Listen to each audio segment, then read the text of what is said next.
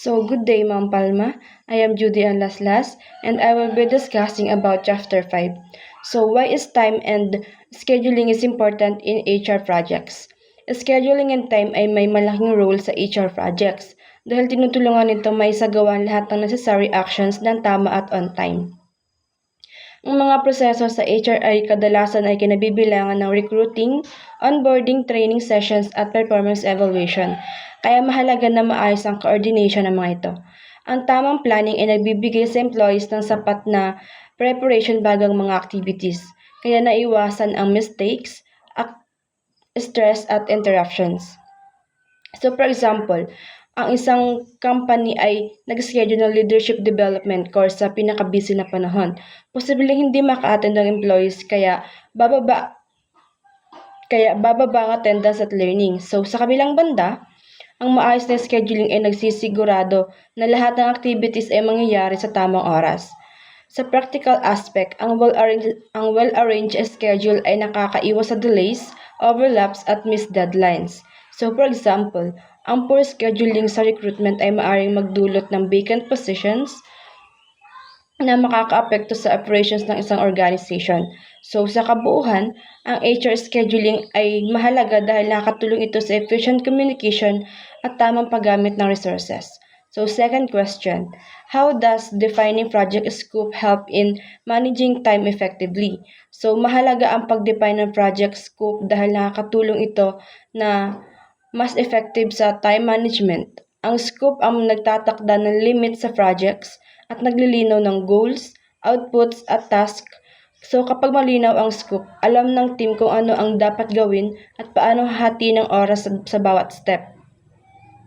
Nakakatulong din ito para maiwasan ang tinatawag na scope creep kung saan lumalaki ang project ng hindi kontrolado at tumatagal kaysa sa expected. So, for example, sa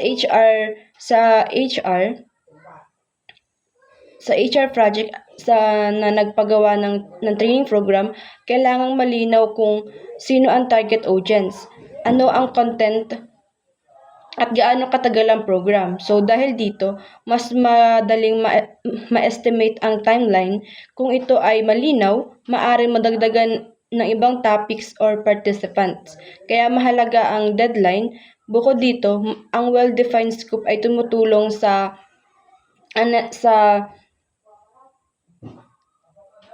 pag-prioritize ng task, sa pag-alis ng unnecessary activities at pag-focus sa main goal.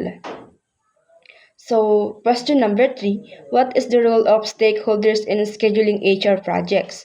So, malaki ang role ng stakeholders sa scheduling ng HR projects dahil sila ang nakakaapekto sa decisions, nagbibigay ng resources at naninigurado na align ang project needs at ng organization. Kasama sa stakeholders ang HR managers, employees, department heads, top management at external partners tulad ng trainers at consultants. Ang kanilang input ay mahalaga para makagawa ng realistic at effective na project schedule. So halimbawa, ang department heads ay maaaring magbigay ng insight kung kailan pinakaangkop mag-schedule ng training para hindi makaabala sa daily operations. Mahalaga rin ang training ng stakeholder engagement dahil kung maaga silang involved, mas madaling ma-address ang potential issues. Kapag late na sila ng engage, maaaring magresulta ito sa pagbabago ng plans or pagka-delay ng project dahil sa mga bagong concerns na lalabas. So, fourth question is, explain the importance of work breakdown structure or WBS in project scheduling. So, ang work breakdown structure ay isang mahalagang tool na sa project scheduling dahil hinahati nito ang isang complex project na mas maliit at manageable na parts. Dahil dito, mas magiging madali ang pag-allocate ng time sa bawat task at ang pag-assign ng responsibilities ng team members. Nakakatulong din ito para masigurado at walang task na nakakaligtaan. So for example, sa HR recruitment, Ang WBS ay maaaring maglaman ng job analysis, advertisement, application processing, interviews, selection at onboarding process. So sa bawat stage, hinahati pa ito sa mas specific na task na may nakatalagang time. Dahil dito, mas napapadali ang project planning, nakakatulong ang WBS sa patuloy na dependencies ng task, pag-track ng progress at pag-detect ng delays habang ongoing yung project. And last question is, what are the common risks in scheduling HR projects and how they can be managed? Maraming common risks sa scheduling ng HR projects na maaaring makaapekto sa timeline at overall success ng isang project. Ilan sa mga ito ay ineffective planning, unrealistic timelines, kakulangan sa resources, employee unavailability, at pagbabago ng organizational priorities. So, for example, maaari ma-delay ang HR training kung biglang magiging unavailable ang key employees o kulang ang trainers.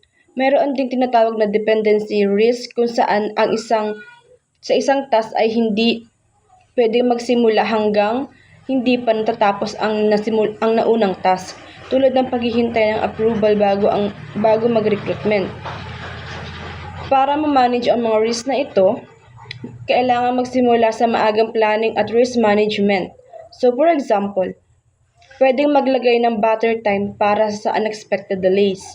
Mahalaga rin ang pagkaroon ng contingency plans tulad ng alternative schedules para sa iba't ibang scenarios. Bukod dito, ang continuous monitoring ng schedule at regular communication.